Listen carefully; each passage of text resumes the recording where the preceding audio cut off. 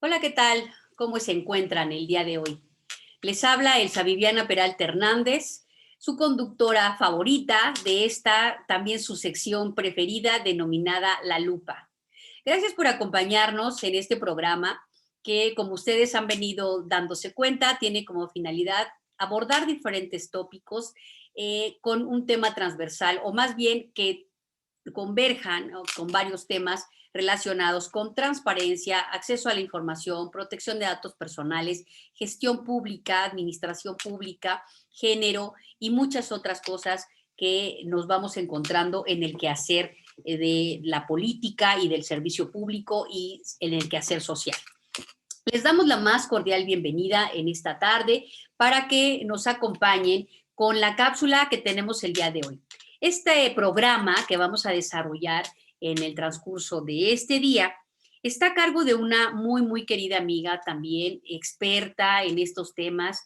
Desde toda su vida se ha desempeñado en esta materia particularmente, pero además con mucho conocimiento de otras materias que de manera transversal también tienen que ver con este tópico que abordaremos hoy. Ella se ha desempeñado en muchos cargos públicos y entre otras actividades es actualmente magistrada.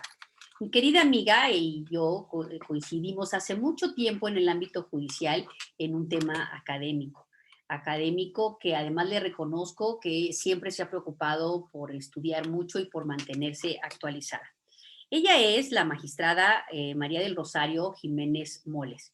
Ella se ha desempeñado, es licenciada y maestra en Derecho y doctora en Derecho, egresada de la Facultad de Derecho de la UNAM y de la División de Estudios de Posgrado de la misma. Entre otras características que hay que mencionar y destacar es que lo obtuvo con el grado de mención honorífica en todos los casos. Es especialista en amparo, como les decía, tiene un amplio y vasto conocimiento de muchísimas materias, en derecho laboral, en derecho burocrático, en relaciones laborales iberoamericanas y en conciliación, habiendo estudiado respectivamente en el Instituto de Especialización Judicial de la Suprema Corte de Justicia de la Nación, donde les decía que hace unos ayeres, no vamos a contar cuántos para que no se sepan nuestras edades, porque es además un dato personal para todos ustedes que no es necesario dar a conocer. Ella y yo coincidimos en este Instituto de Especialización Judicial. De igual manera, ella ha estudiado en el Instituto de Especialización de la Junta Local de Conciliación y Arbitraje, en el Instituto de Posgrado en Derecho, en la Universidad de Castilla-La Mancha, con sede en España, y en diversas instituciones de la Red Interamericana para la Administración Laboral en Buenos Aires, Argentina. Es magistrada integrante de la quinta sala del Tribunal Federal de Conciliación y Arbitraje. Fue o está como presidenta de la Junta Especial en la Junta Federal de Conciliación y Arbitraje, secretaria proyectista de Tribunal Colegiado en materia del trabajo del primer circuito, secretaria de Estudio y Cuenta, secretaria general auxiliar, secretaria técnica, proyectista y secretaria de acuerdos de varias salas del Tribunal Burocrático Federal y apoderada legal en Ban Rural. Es autora de varios libros, entre los que destacan, por su relación con el tema, Criterios jurídicos en materia laboral burocrática, Prontuario de procedimientos en conflictos individuales de los trabajadores al servicio del Estado, los derechos humanos laborales, hacia un nuevo modelo laboral en México, reflexiones sobre los derechos humanos, despido en México, una visión práctica, homenaje al ministro José Ramón Cosío Díaz y su teoría constitucional de la Suprema Corte de Justicia de la Nación en coautoría, modelos de justicia laboral iberoamericana y la reforma laboral de 2019 a debate, entre muchas otras publicaciones. Es maestra también en diversas instituciones como la Escuela Judicial del Instituto de la Judicatura Federal, en las Casas de la Cultura Jurídica del mismo Poder Judicial, en la División de Estudios de Posgrado de la Facultad de Derecho de la UNAM, en la Escuela Libre de Derecho, en el Instituto EVO, en las universidades Anáhuac del Norte y del Sur, en el Instituto de Posgrado en Derecho y el Instituto del Tribunal Burocrático Federal, ganadora del Premio AMIG 2015 por su desempeño como presidenta de la Junta Especial y 22 años de juzgadora. Ella es muy joven, pero tiene una amplia trayectoria, como nuestros televidentes podrán darse cuenta. Destaco también que entre otras funciones, está la de vicepresidenta de la Academia Mexicana de Derecho Procesal del Trabajo y miembro de número de la Asociación Nacional de Doctores en Derecho, Colegio de Profesionistas ANDD, del Colegio Mexicano de Abogados y de la Asociación Iberoamericana de Derecho del Trabajo y de la Seguridad Social, entre muchas otras actividades de las que podemos destacar su amplia labor, su amplia trayectoria. El día de hoy, nuestra querida magistrada, le damos la más cordial bienvenida a la magistrada María del Rosario Jiménez Moles. ¿Cómo estás, querida amiga? ¿Qué tal, Viviana? ¿Cómo estás? Muy Pues contenta de estar aquí en tu programa. gracias, igualmente. Yo también muy gustosa de tenerte aquí, de platicarles y presumirles a nuestro auditorio tu amplia trayectoria para que tengan la certeza de que esta tarde vamos a platicar con alguien experta, además muy conocedora, pero además comprometida con los temas de género, particularmente esta visión de la que vamos a comentar el día de hoy, relacionada con la función jurisdiccional de las mujeres juzgadoras de cara a la pospandemia. ¿Qué tema tan interesante nos traes este día para poder ver cómo está de manera transversal tu experiencia en estos temas, ahora enfocados con algo que también nos preocupa últimamente, que son los temas de género y particularmente el papel de las mujeres, pero sobre todo desde el punto de vista de tu trinchera? ¿Qué nos puedes comentar? ¿Tú cuál consideras que realmente es esa función jurisdiccional de las mujeres juzgadoras? Particularmente eso, y después vemos la cara a la pospandemia. Primero, ¿cuál es esa función jurisdiccional de las mujeres juzgadoras y esa importancia en el tema? Bueno, mira, por décadas las mujeres hemos sido relegadas, ha habido desequilibrios de poder por cuestiones de género, ha habido un trato desigual respecto de hombres y mujeres, incluso no se puede visualizar en las normas y pues como juzgadoras tenemos que desentrañar cuál es el alcance. Esta nueva obligación de juzgar con perspectiva de género es intrínseca a la labor jurisdiccional.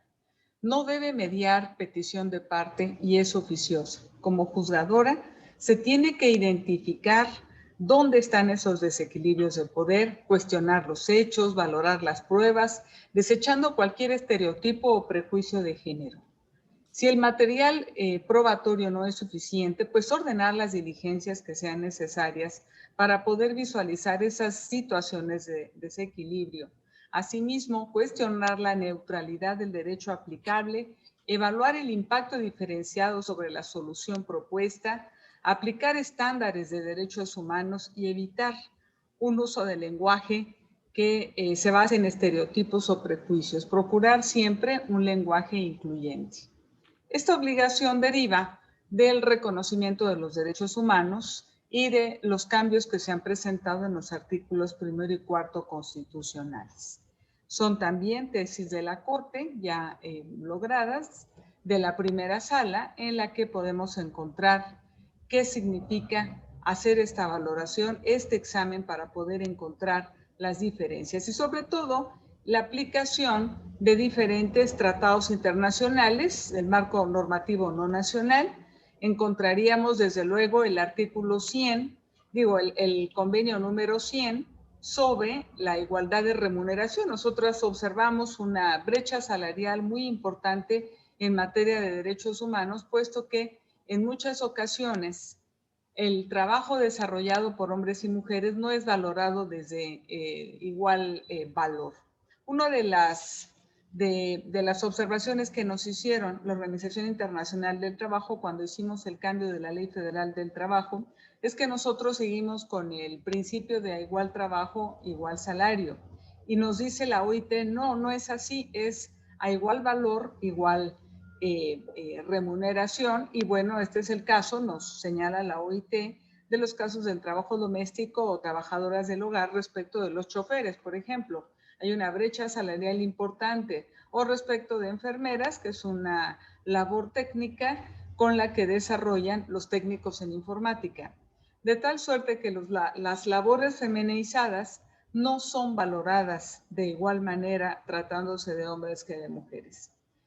También el convenio 11 sobre discriminación del empleo. Vemos no paridad de género en muchas de las instituciones y basta con ver las fotos, ¿no? Una juzgadora y 20 hombres, ¿no? El trabajo también sobre responsabilidades familiares, el convenio 156. Nosotros vemos que las mujeres normalmente están dedicadas a los cuidados de la casa, a los cuidados de los adultos, y eso permite la inserción de otras personas en su hogar para insertarse a la economía y bueno, pues desgraciadamente no son ellas. La protección sobre la maternidad, el convenio 183, que ese sí se incorporó en los cambios de la Ley Federal del Trabajo el 1 de mayo de 2019. El convenio 189 sobre trabajadoras y trabajadores domésticos, ni siquiera estaban en la seguridad social. Esto fue una conquista que tuvo que lograrse a propósito de una sentencia del 16º Tribunal Colegiado en materia de trabajo y el convenio 190 sobre violencia y acoso sexual.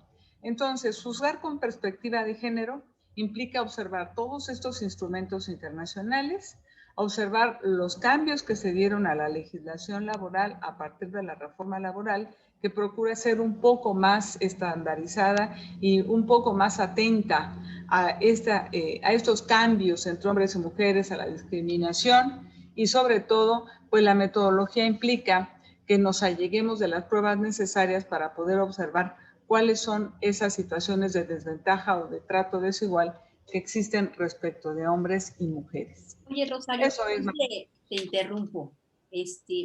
¿Tú realmente crees que, de acuerdo con esto, evidentemente cuando tú y yo estudiamos han cambiado muchas cosas, sobre todo la introducción de este juzgar con perspectiva de género? ¿Tú crees que realmente sí hemos logrado implementar el que se juzgue con esta perspectiva? Pues mira, como todo es un proceso, es un procedimiento, aún estamos iniciando esto en la materia de trabajo. Hubo que haber un cambio hasta 2019 para poder concebir y poder identificar las diferencias, aunque ya había protocolos en la Suprema Corte de Justicia de la Nación de tiempos anteriores que nos decían cuáles eran los parámetros y cómo podía hacerse el análisis en cuanto a las vulnerabilidades. Cuando se hizo el importante cambio a los derechos humanos en junio de 2011, pues las cosas cambiaron para los juzgadores al poder ver las vulnerabilidades en las que se encontraban grupos especiales. Y bueno, la interseccionalidad entre categorías sospechosas, si se trataba de una mujer, se trataba de una mujer indígena y si esta mujer era una niña. Entonces empiezan a vislumbrarse aspectos que antes no se tomaban en cuenta al momento de resolver y poder, desde este punto de vista de diferencias, empezar a resolver los juicios. Por ejemplo, el caso de las mujeres embarazadas. En materia burocrática, donde estoy, las mujeres de confianza o los trabajadores de confianza no tienen derecho por una restricción constitucional a la indemnización que sí tendrían en otro tipo de empleos. En materia burocrática no. De manera que era muy sencillo despedir a mujeres embarazadas porque estaban en un puesto de confianza, puesto que al enfrentar la maternidad iban a pedir permisos, iban a pedir la lactancia y se volvían como trabajadoras problema. Entonces se identificó esta situación, se emitió una jurisprudencia por parte de la segunda sala de la Corte. La ministra Luna Ramos es la que más impulsó este tipo de cambios y se estableció que si alguien, una embarazada, era separada en estas circunstancias para evitarse el pago de una indemnización, no solo no se evitaba la indemnización, sino que además se le daba un año de salarios caídos por todo lo que tuvo que enfrentar el servicio obstétrico, las consultas, y se tomó en cuenta también el interés superior del menor. Muy bien, entonces hemos ido avanzando en ese sentido. Oye, y aquí, ahora sí que continuando abordando el tema, ¿tú cuál ves que es la función jurisdiccional de las mujeres juzgadoras, particularmente de cara a la pospandemia? Obviamente, las mujeres son las que se dedican más a los cuidados. Nosotros no tenemos una cultura de los cuidados en la Ley Federal del Trabajo ni ninguna legislación, pero normalmente se prefiere en los hogares a las mujeres, a las niñas, o a las adolescentes para que se hagan cargo de los adultos enfermos o de los niños. De cara a la pospandemia, las mujeres tuvieron que enfrentar, las que estaban laborando, el teletrabajo. Entonces tenían que combinar tanto la función de estar en casa, de dedicarse a los cuidados, de dedicarse a las labores propias del hogar y las jornadas extenuantes que impone el teletrabajo. Por eso hubo recientes reformas a los artículos 331 y subsecuentes de la Ley Federal del Trabajo. En este caso, las mujeres no lograban desconectarse ni de su oficina ni de la función del hogar, de tal manera que dormían muchas menos horas, tenían que solucionar todas las cuestiones del hogar, los hijos, y además atender el trabajo. Sí, Obviamente, la norma oficial mexicana 35, que se refiere o se dirige a la salud mental en el trabajo y a todas las enfermedades que se deben de evitar, obviamente la norma 35 estableció un foco rojo de atención en la pandemia. Las mujeres estaban siendo las trabajadoras, estaban teniendo unas jornadas terriblemente extenuantes, no terminaban con la labor de su casa, no podían partirse, ni siquiera tenían ayuda para el pago del internet, tampoco de sillas ergonómicas, y no se tomaba en cuenta el aislamiento en el que estuvieron este tipo de trabajadoras en su casa sin poderse relacionar con otras personas, y bueno, eso les generó una salud mental que podía caer en diferentes crisis. De manera que de cara a la pandemia, la función jurisdiccional, cuando se trate el teletrabajo, debe de atender a qué tipo de funciones realizaba esa ama de casa en su casa, pero también su cariz como empleada o como profesional en una materia determinada. De manera que el teletrabajo puso en más presión a las mujeres que a los hombres. Las que no tienen empleo, bueno, pues las colocó en una imposibilidad más grande de obtener o procurarse un trabajo, puesto que fueron las encargadas de atender los casos del COVID, de atender a los hijos, de atender a los padres, a los adultos mayores, y no podrían tener una inserción formal en el trabajo. También se vieron efectos muy nocivos respecto del trabajo informal, porque mucho del trabajo en México pues no está debidamente formalizado. También hubo despidos interesantes, importantes respecto de las mujeres que respecto de los hombres. Siempre se prefiere a las personas que no tienen que enfrentar una responsabilidad familiar, económica, que a los hombres. Los hombres siempre son preferidos por su disponibilidad y porque siempre encargan todo a la mujer que tienen en casa o las mujeres que están en su casa. sí, bueno, ahorita lo estamos abordando desde el ámbito de las trabajadoras en el tema del Poder Judicial o en el ámbito jurisdiccional. Pero bueno, creo que esta circunstancia se dio respecto de todos los ámbitos, ¿no?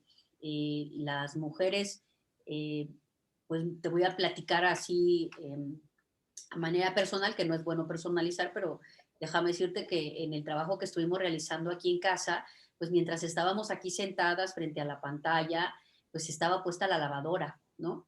Y ya estaba puesto también los frijoles, ¿no? Porque hay que comer al rato.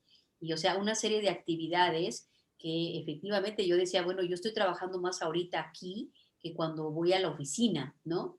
Y bueno, de alguna manera creo que esto no tiene que ver con niveles de estructura de nada. A todas las mujeres que se nos confinó a casa por esta circunstancia, pasamos por la misma situación. ¿No lo crees tú así? Yo creo que sí, definitivamente las mujeres estaban atendiendo dos tareas igual de pesadas una que la otra.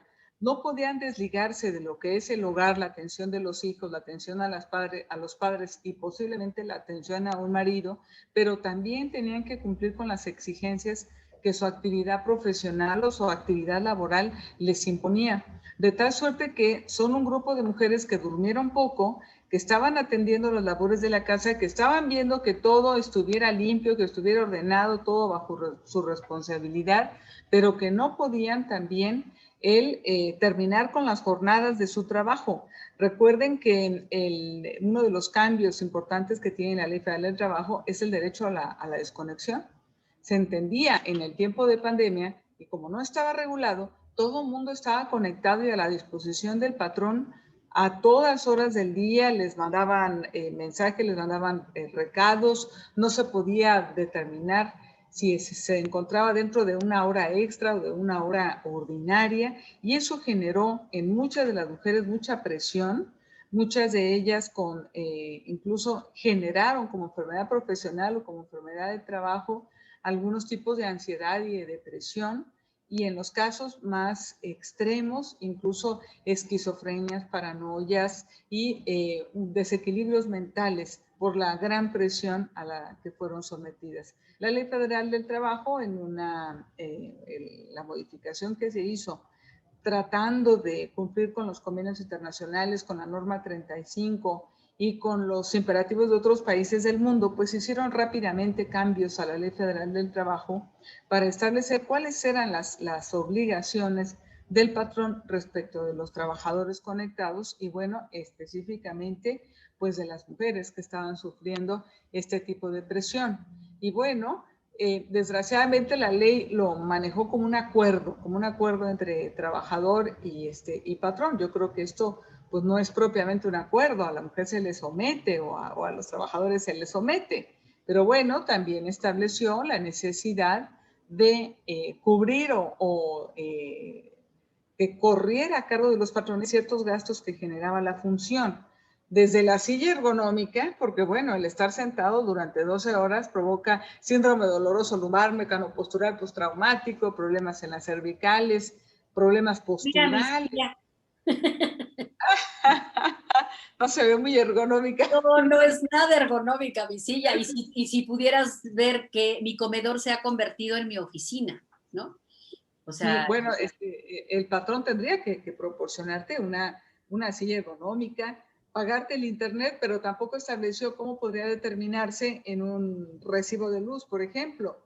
Entonces, pues más o menos hay buenas intenciones en la ley, pero no se son especifica difíciles, cómo. ¿no?, de aplicar, porque déjate cuento, yo pago el internet, de hecho pago dos líneas de internet porque mi hija trabaja y entonces se nos entorpecía a ambas el tema del internet, entonces decidimos contratar un paquete para cada una, ¿no?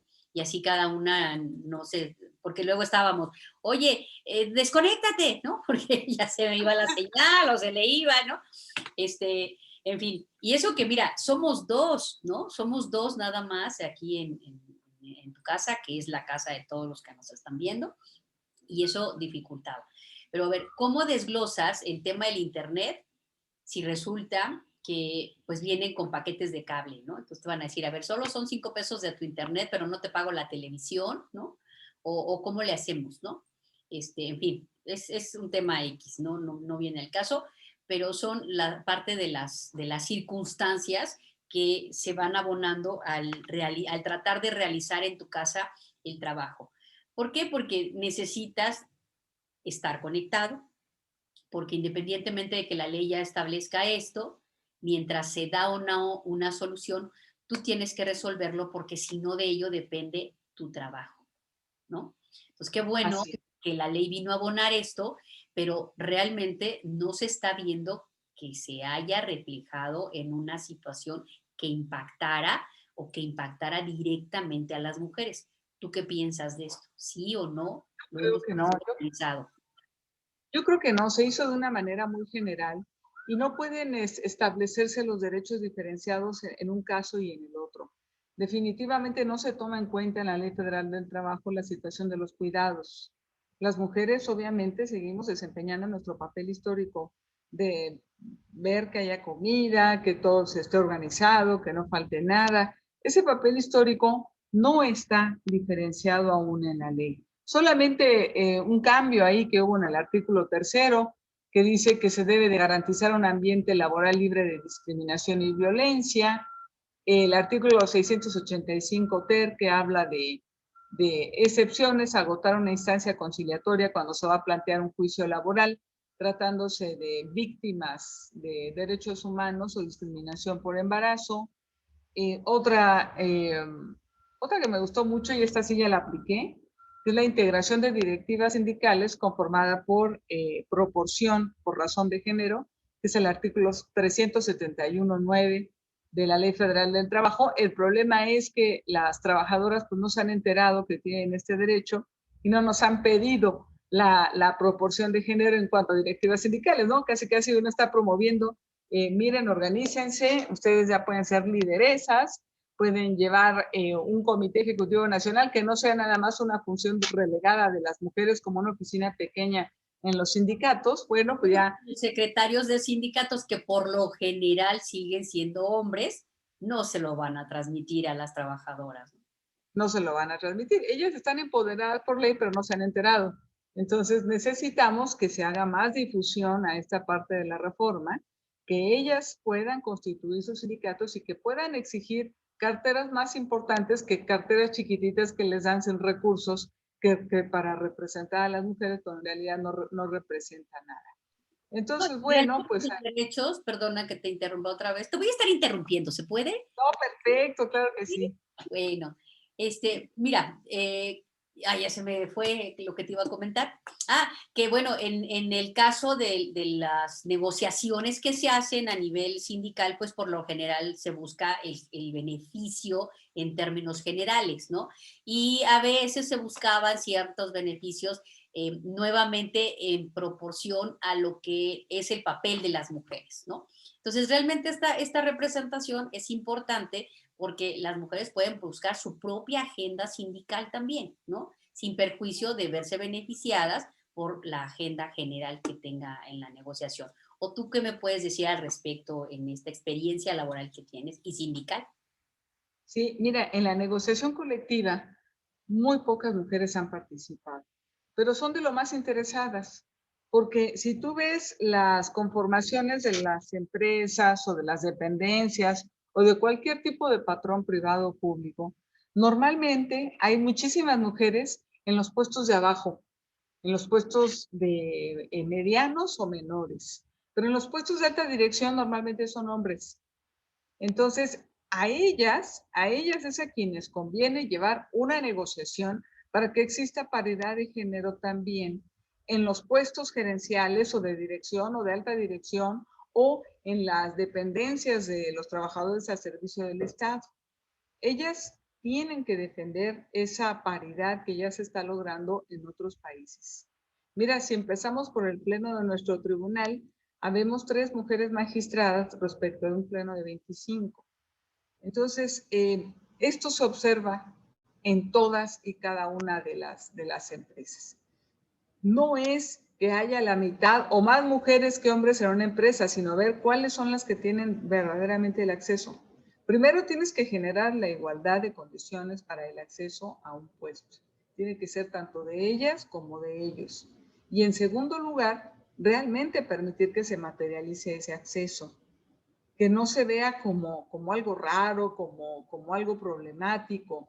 Y yo creo que es clave para que esto se dé, que verdaderamente las mujeres compren su derecho que está en la fracción 9 bis del artículo 371 y en el 358 que habla de la dirección de directivas conforme a la promoción de la igualdad de género y que lo hagan valer. Y entonces la negociación será diferente respecto del patrón y decir, bueno, vamos a nivelar las cosas.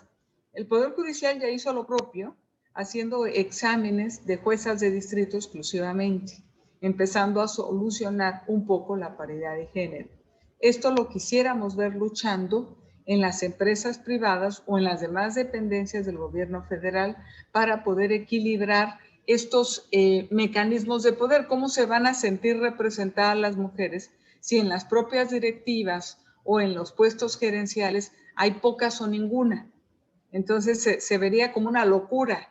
En cambio, si están ellas propiciando su propia negociación y que exista esta paridad, entonces las cosas verdaderamente cambiarían en el mundo del derecho, porque son tan brillantes y pueden tener tanta capacidad ellas como ellos, ¿no? Entonces hay que solucionar. Sí, y este tema lo hemos visto también hablando de lo que es el tema principal de hoy. Este tema lo hemos visto mucho en el ámbito judicial. Las juzgadoras, aun cuando ya hay un número importante de juezas y magistradas, ¿no? de todas maneras no llegan a los puestos más altos. Seguimos teniendo, por ejemplo, pocas ministras, ahora ya hay tres, ¿no? Sí, ¿verdad? ¿Tres? ¿Tres? Tres. Empezamos por una, luego hubo dos y ahora ya hay tres, ¿no?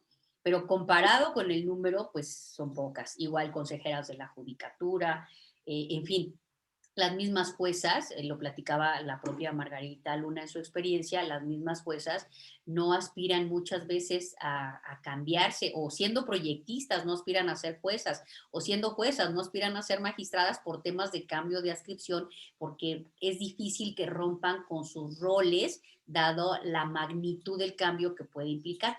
Y esto pasa en muchos otros cargos. ¿Tú qué opinas de esto?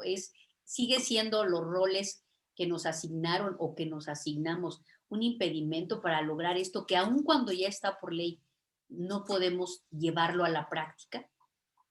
Bueno, el cambio es de 100%. Todavía las mujeres no se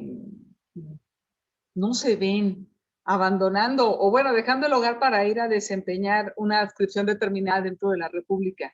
Normalmente renuncian a este derecho porque piensan que su casa no va a funcionar o que el marido las va a dejar o que no podría la familia trasladarse con ella. Si sucede con los hombres, ¿por qué no puede suceder también con las mujeres? Todavía somos un país con muchos estereotipos. Realmente en estados como el sureste mexicano, todavía tiene algunos rasgos importantes de machismo. Hay un estudio que se hizo en el INEGI respecto de las entidades más afectadas con el confinamiento por la pandemia. Y las más afectadas fueron Zacatecas, Guerrero, Oaxaca, Sinaloa y Veracruz, con una brecha importante, con un trabajo no remunerado e invisible que desempeñan las mujeres, quienes asumen que ese es su papel histórico y que lo tienen que desempeñar. Los lugares con menos brechas son Campeche, Quintana Roo, Yucatán, Tabasco y Nuevo León. Esto significa que dependiendo de la adscripción geográfica donde se encuentren, algunas mujeres están rompiendo ya paradigmas, pero otras todavía les cuesta un poco más de trabajo. Obviamente son estados un poco más pobres, donde hay mucho machismo, hay mucha violencia, donde son sometidas por la fuerza, respecto de otros un poco más industrializados, donde ellas se sienten empoderadas y con más derechos. No se ven en el mundo del trabajo remunerado compitiendo en un igual. Las mujeres de Oaxaca y de Chiapas, por ejemplo, sienten que pueden descuidar un rol que han tenido históricamente preconcebido. Y bueno, pues hay que empezar por hacer los cambios culturales, decirles que no tienen que ser maltratadas, que no tienen que ser dominadas, ir solucionando los problemas de violencia que existen respecto de sus estados y lograr un poco más de igualdad como la que tenemos en los estados del norte, por ejemplo, donde hay un contacto más directo con otro tipo de culturas, la cultura estadounidense, culturas en Europa, en fin. También tiene que ver un poco con el acceso a la información. ¿Y qué hacen con esta información? Ver que en otros países, en otras comunidades, las mujeres tienen derechos y que los pueden ejercer sin ningún problema. Y bueno, también el trabajo, ¿verdad? De llegar a la idiosincrasia de los hombres. Hay muchos hombres, me tocó dar una serie de conferencias en Chiapas, establecí cuáles eran las conquistas laborales que se habían obtenido con el cambio de la ley laboral a partir del mayo de 2019. Y bueno, pues había no pocos hombres que me decían, bueno, pero ¿cómo las mujeres van a abandonar la casa? ¿Cómo van a dejar a los hijos? ¿Por qué van a tener puestos de dirección? Casi piensan. Entonces, pues es una lucha también contra la mente de las personas, con su cultura, ¿verdad? Son culturas muy arraigadas, donde las mujeres desempeñan unos papeles que han tenido toda la vida, se lo han ido transmitiendo, se lo transmiten a las hijas, las propias mujeres les dicen a las hijas que tienen que atender a los hombres o dedicarse a las labores de la casa, y pues es más difícil que vayan avanzando y vayan conociendo los cambios que establece la ley, pero sobre todo hacerlos propios y entender que tienen el mismo derecho que todo mundo a desarrollarse profesionalmente.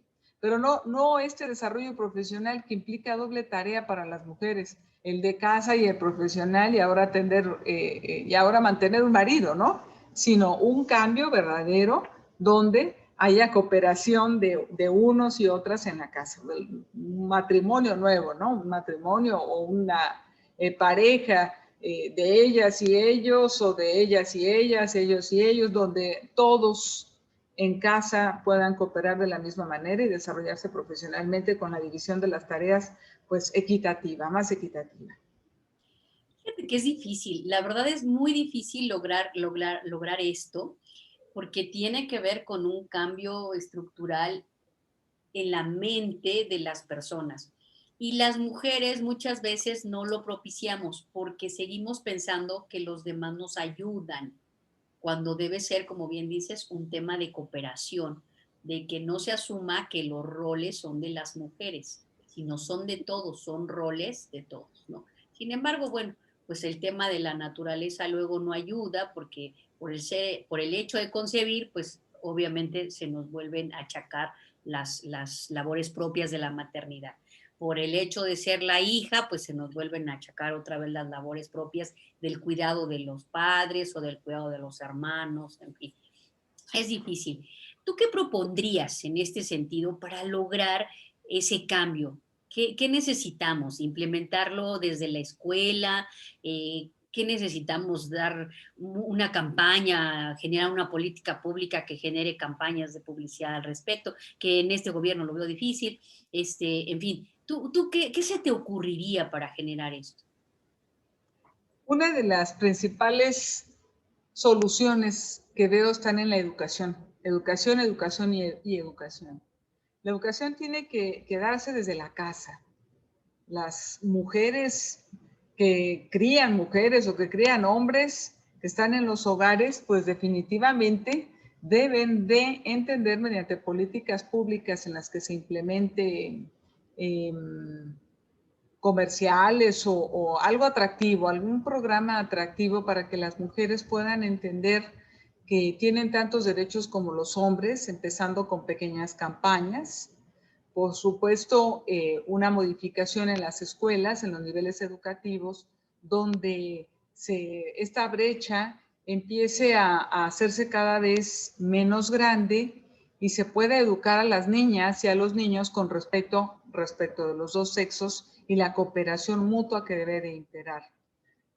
Educación también en los medios de comunicación que deben de generar una cultura de igualdad entre las partes y desde luego también en universidades, en escuelas, en maestrías, en doctorados o en todos los lugares donde participen activamente las mujeres. En los centros de trabajo también, algunos manuales donde se establezca cuáles son los protocolos que se deben de seguir en el caso de violencia o acoso contra las mujeres y el derecho que tienen a ser respetadas de igual manera que cualquier otro ser humano. Campañas, educación y bueno, pues ir modificando las políticas públicas para que desde casa las mujeres vayan entendiendo, las mujeres más grandes, las generaciones más antiguas, este derecho que ya nace para todas y para todos. Y desde luego, bueno, las mujeres juzgadoras, equilibrar estas situaciones de desigualdad que se presentan en diferentes regiones de nuestro país. No, pues muy interesante. Oye, y particularmente, ¿qué pasa con las mujeres juzgadoras de cara a la pospandemia? Desde el punto de vista laboral, desde el punto de vista en este papel de juzgadoras y desde el punto de vista mujeres. ¿Qué pasa con ellas en particular? Ahorita ya hablamos en términos generales. Tú, en tu experiencia, ¿qué sientes que pasa en estos temas de manera particular? Y hablamos de alguno, por ejemplo, en el tema laboral, el temor a veces a ascender, ¿no? Por estas circunstancias. Pero bueno, ¿qué pasa en lo demás? Las mujeres juzgadoras tienen que ver el expediente para tratar de encontrar o dilucidar cuál es la verdad, apartarse de todos los formalismos y encontrar cuáles son esas diferencias o cuáles son esas normas que aparentemente neutrales son discriminatorias respecto del trato de las mujeres. Mira, por ejemplo, hay una interesante en la propia Suprema Corte de Justicia de la Nación, el artículo 20 del Acuerdo General del Pleno del Consejo de la Judicatura Federal, que reglamenta la carrera judicial. Y bueno, habla que puede reincorporarse a quien, habiendo ocupado el cargo de magistrado de circuito o juez de distrito, se hubiera separado de él por motivos personales o causas legales. Y dentro de las causas que establece de separación, habla de actividades profesionales desarrolladas durante el tiempo que estuvo separada del cargo y costas de las actividades académicas realizadas en ese periodo. Pero no nos dice nada qué pasa respecto de esa mujer juzgadora que tuvo que separarse para atender cuidados. Quizás enfermó su mamá o su padre del COVID o los hijos y son las que tuvieron que atenderlo. Entonces, se planteó un recurso de revisión administrativa. Una mujer hizo valer esta discriminación indirecta que se encontraba en un propio acuerdo del Consejo de la Judicatura, y al haberse analizado, se vio que efectivamente faltaban otros supuestos que son los clásicos por las que una mujer deja de realizar su función como juzgadora y se va a atender algo de importancia en su casa porque no va a haber nadie que lo atienda porque es la única que tiene el género femenino y es la que tiene que atender los cuidados de los padres o de los hijos. Entonces, el juzgar con perspectiva de género y poder atender a las circunstancias especiales que hicieron que una juzgadora se apartara de su función, pues son aspectos que se deben también de contemplar y ver cuál es el rol que históricamente han desempeñado y por qué son ellas las que tienen que quedar mal en su trabajo cuando falla algo en casa o cuando hay un hijo discapacitado o cuando alguien se coloca en una situación de desventaja. ¿Por qué? Porque ellas.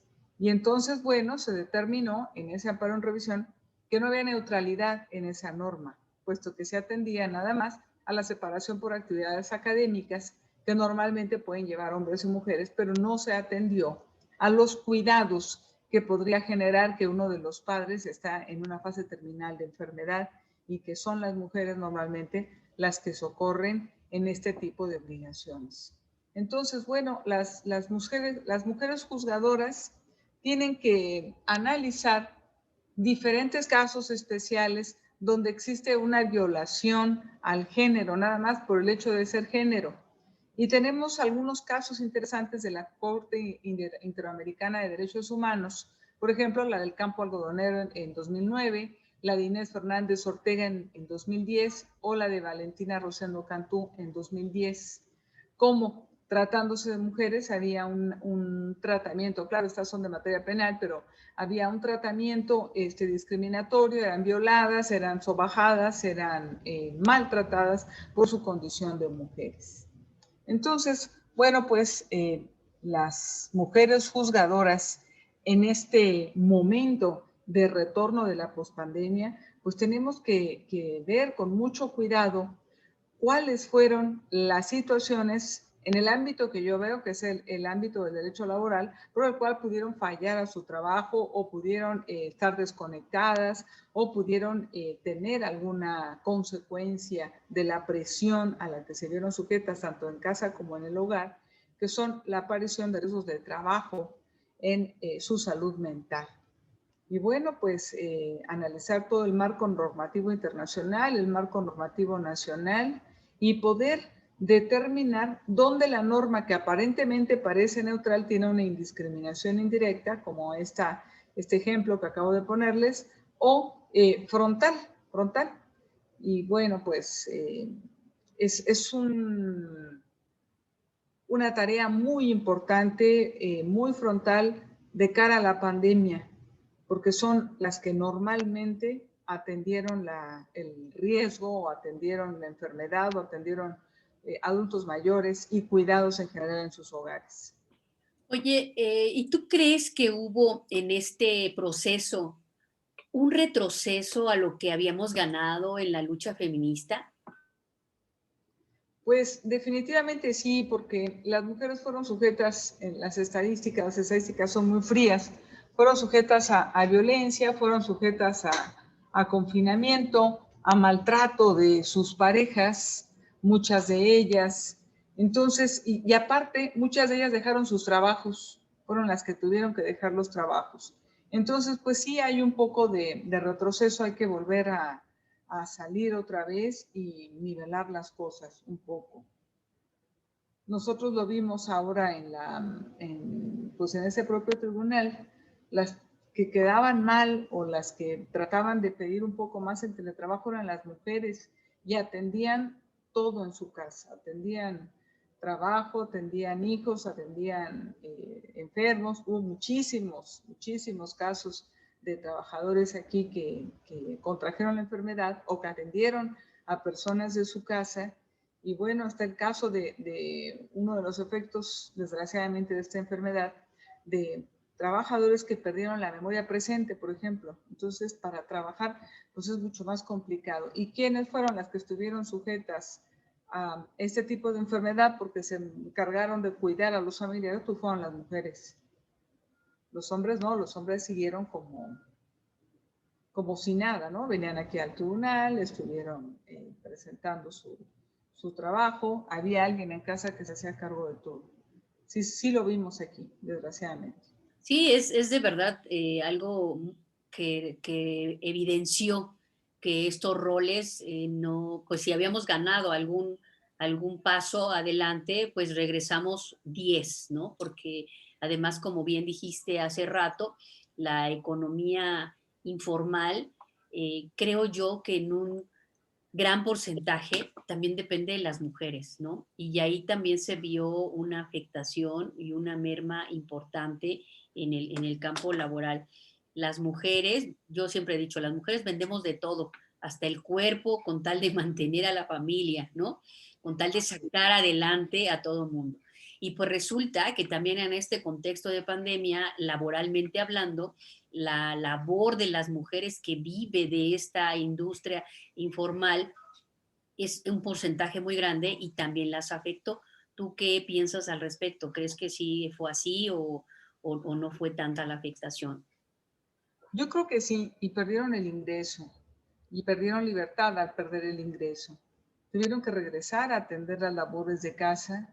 Muchas empresas cerraron, las pequeñas empresas no pudieron sobrevivir. Recordemos que el 85% del empleo en México lo proporcionaban las pymes. Pequeñas y medianas empresas y empresas que estaban en la informalidad, pues obviamente por la pandemia no pudieron vender, no pudieron ofertar servicios, cerraron, y las primeras personas que fueron despedidas o en quien pensaron fue precisamente en las mujeres. Entonces hay un retroceso, hay una pérdida de un ingreso y consecuentemente una pérdida de libertad, porque las mujeres pagan la falta del salario con los cuidados, con el quehacer y con todo lo que se hace en un hogar. Entonces sí, sí perdieron y en gran medida las mujeres. Como quien dice, se ganan el taco, ¿no? Y Así es. se regresan a casa para ese tema. Oye, no, sí, la verdad es que ay, me estás deprimiendo con esto. ¿No? Sí, mira, la verdad es que cuando estamos metidas en estos temas nos damos cuenta, no somos ajenas y hacemos un análisis. En mi caso, bueno, pues también lo vi desde diferentes trincheras, ¿no? En el servicio público en general, igual coincido contigo, una de las percepciones fue esa. Las mujeres tú les preguntas inclusive ahorita y prefieren el teletrabajo, ¿no? Porque dicen, es que así puedo hacer en mi casa todas las actividades, ¿no?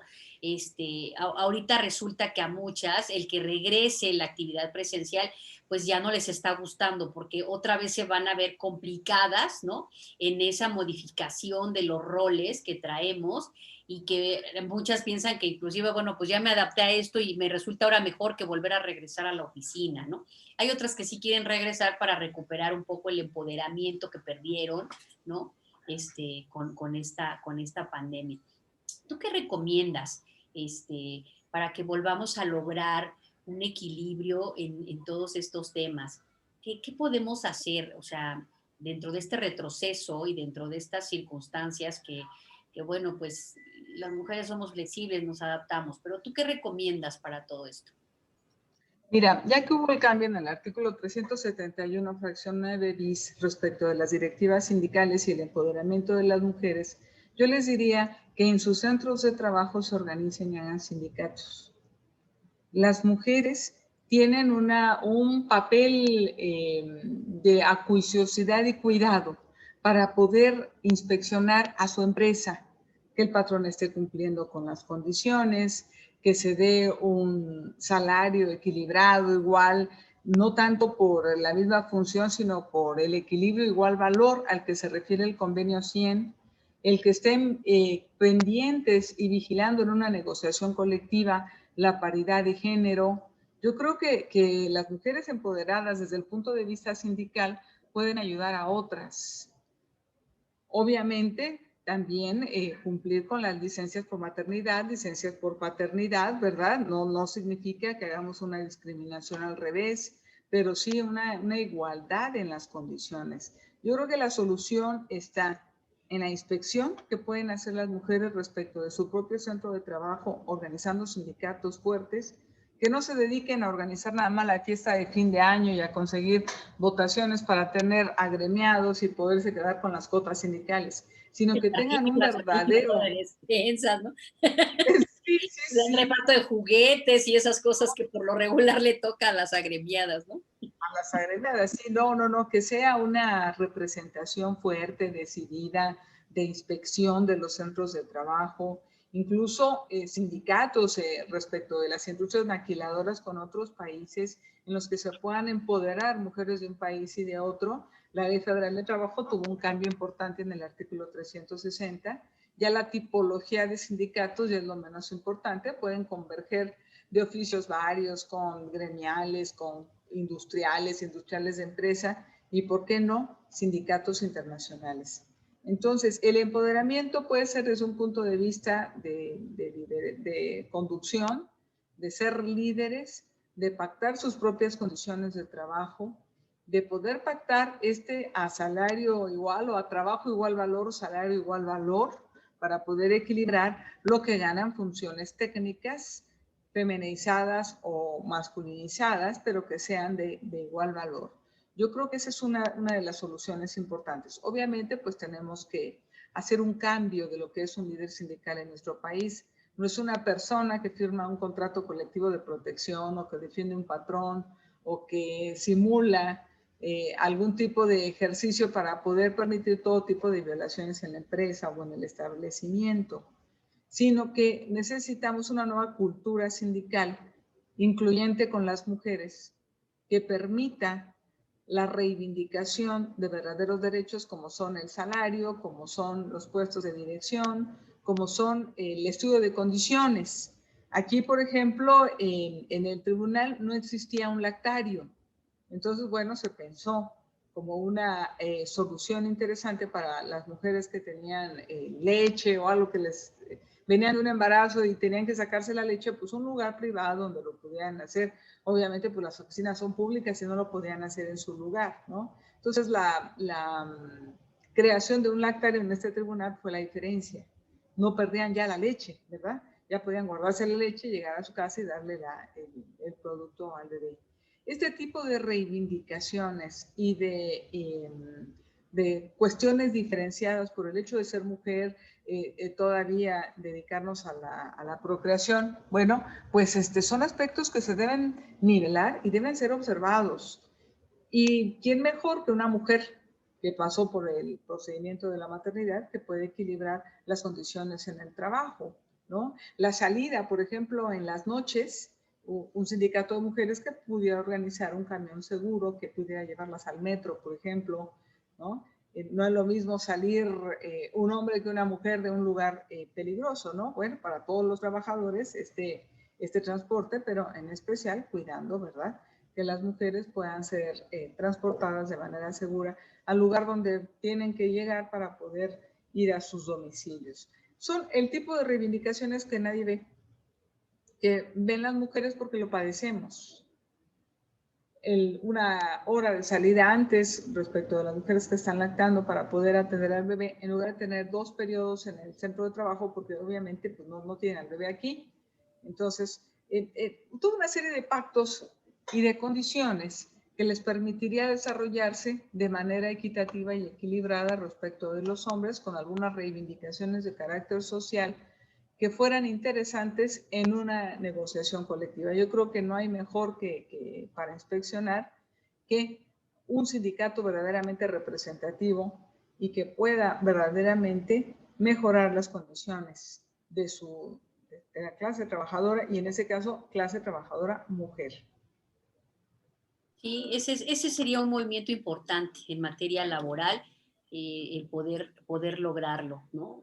Sería muy, pues no sé, una lucha más de las muchas que hay que volver a emprender, ¿no? Oye, y entonces, a ver, aquí en todos estos contextos, la visión de las juzgadoras en todas las materias que les toca resolver, ¿sería importante? ¿Sería parte de estas luchas en las que tenemos que seguir reivindicando a las mujeres? ¿O una juzgadora no tendría que verlo como mujer? ¿Tú qué piensas? ¿Tú como juzgadora qué piensas? Bueno, un juzgador o juzgadora tiene que ser lo más imparcial posible al momento de resolver, quitarse todos los condicionamientos, quitarse si le cae bien un litigante o el otro, todo lo que pudiera afectar su imparcialidad. Sin embargo, ellas y ellos, al momento de juzgar, deben de hacerlo con perspectiva de género, independientemente de que se trate de un hombre o de una mujer. Deben de advertir al momento de emitir una resolución en una controversia de carácter laboral, tienen que ponerse los lentes para poder determinar dónde existe una violación de derechos humanos y dónde puede existir esa violación tratándose del género o de cualquier otra categoría sospechosa. No tanto por el hecho de ser mujer que pueda atender a las mujeres, sino todo tipo de juzgador, hombre o mujer, debe de buscar dónde está el problema de discriminación directa o indirecta en alguna norma que pueda colocar en estado de indefensión a alguien respecto del género.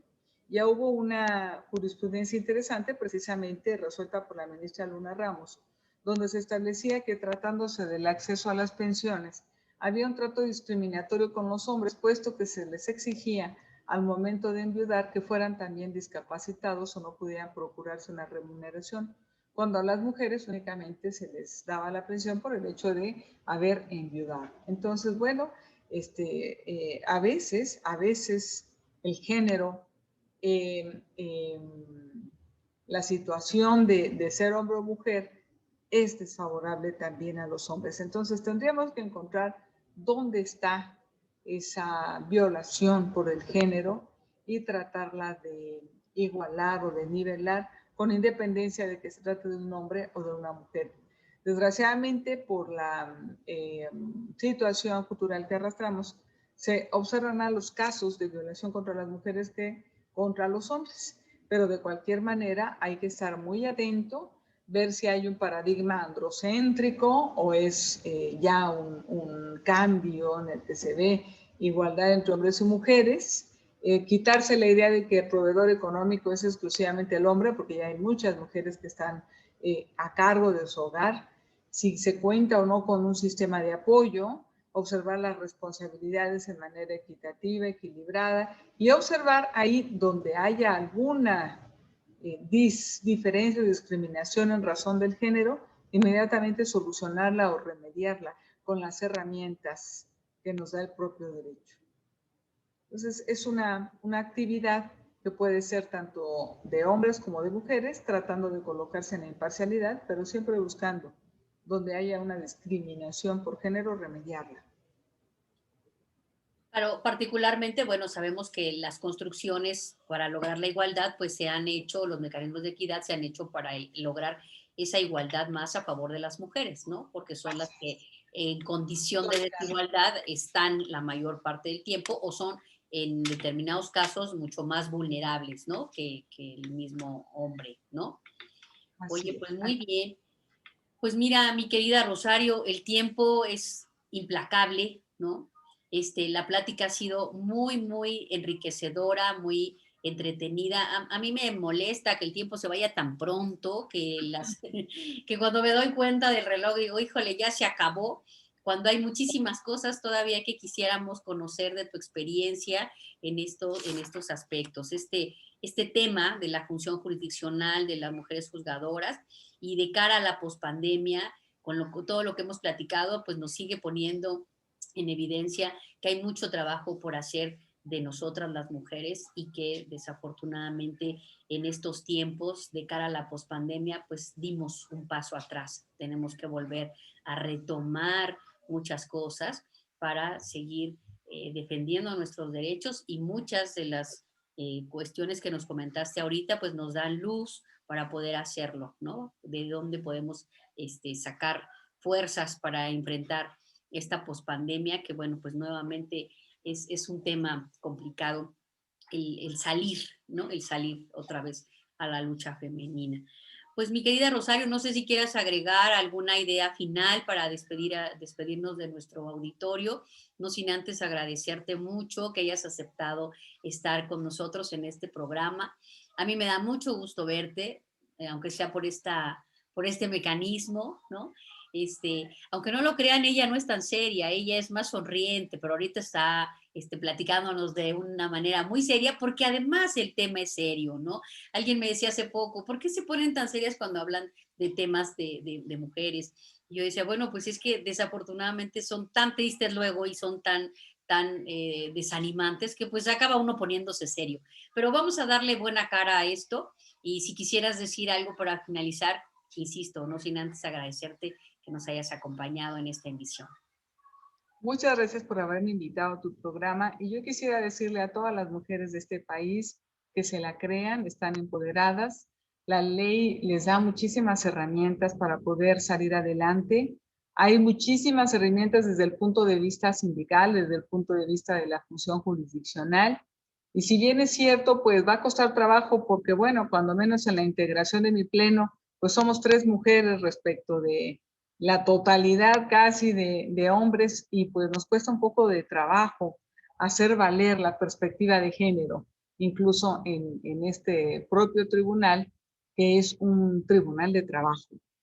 Hay que creérnosla, hay que luchar con todo, conocer esas herramientas y sobre todo saber que hay un empoderamiento real que nos proporciona la ley.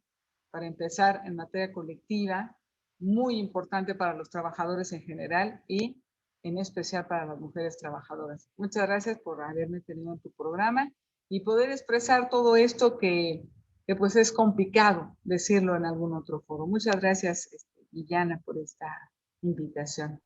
Gracias a ti, Rosario. Para mí ha sido un gusto que hayas aceptado y es un gusto, esperamos que en nuestro auditorio, tanto hombres como mujeres, nos pongamos las pilas para seguir luchando por estos temas y lograr que esa igualdad sea una realidad, independientemente de cuestiones pandémicas o de cuestiones de cualquier tipo. Socialmente creo que debemos vivir en un plano de igualdad en el que todos hagamos las labores que corresponden a todos como seres humanos para sobrevivir y convivir en un plano armonioso, ¿no? Creo que ese sería el fin, ¿no?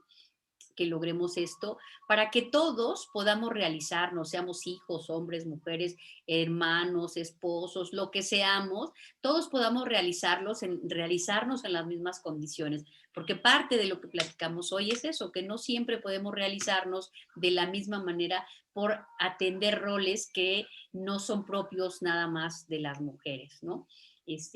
Yo créeme que seguiré trabajando en romper esos estereotipos, a veces es difícil porque pues nada más estoy yo aquí, ¿no? Y aquí nada más sabemos 3 mujeres, ¿no? Entonces, bueno, la verdad es difícil romper estos estereotipos, pero hay que hacerlo. Hay que hacerlo para que nuestras hijas, tú y yo tenemos hijas, ¿no? Encuentren condiciones mejores que las que encontramos nosotros. Que dicho sea de paso, nosotros encontramos mejores condiciones también, porque tú y yo también contamos con unas madres que abrieron camino madres que abrieron una brecha que nos permitió a nosotros pasar y estar en los lugares que ahora ocupamos, ¿no? Entonces eso demuestra que sí se puede y que bueno, pues tenemos que seguir abriendo estas brechas, estos caminos, como dice mi amiga Norma Pimentel, hay que abrir estos caminos para que nuestras hijas y las generaciones que vienen tengan todavía las cosas mucho más fáciles, ¿no? Pues muchas gracias a todos, mi querida Rosario. Te mando un abrazo desde aquí, electrónico, y espero que podamos en una nueva normalidad vernos pronto. Y a ustedes, mi querido auditorio, muchas gracias por estar aquí con nosotros este día. Esperamos que les haya dejado mucho conocimiento este tema que abordamos hoy y que todos, hombres, mujeres, nos sumemos a esta lucha con esta perspectiva de género y también con esta perspectiva de justicia social para todos. Que pasen todos muy buena tarde, es un gusto saludarles y hasta pronto. Hasta pronto. Hasta pronto.